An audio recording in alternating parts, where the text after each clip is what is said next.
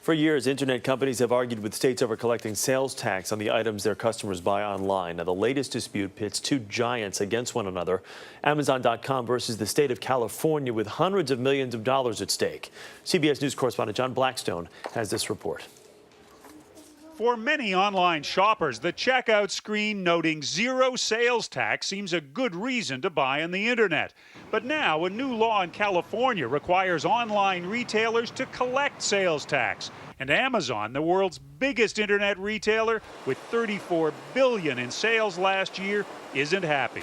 So Amazon, they're looking at any way they can Exactly. they can to get out of this tax. Exactly.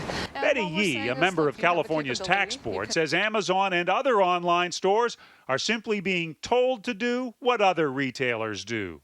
You have the obligation to collect the tax on behalf of the consumer and remit it to the state of California. Amazon launched an expensive campaign to overturn the law through a ballot measure, putting the issue into the hands of California voters. The company declined to be interviewed, but issued a statement saying Californians deserve a voice and a choice about jobs, investment, and the state's economic future.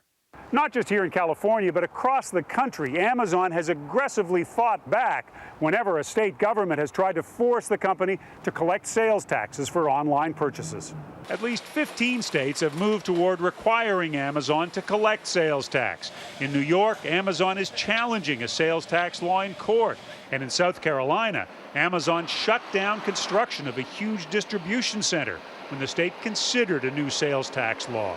It just canceled $52 million worth of investments and contracts in the state. South Carolina backed off and construction resumed. They're doing business. Why shouldn't they collect sales tax like everyone else? Neil Softman runs a small San Francisco bookstore and says it's hard enough competing against the internet giant. They quite simply want an advantage. They don't want to play by the rules.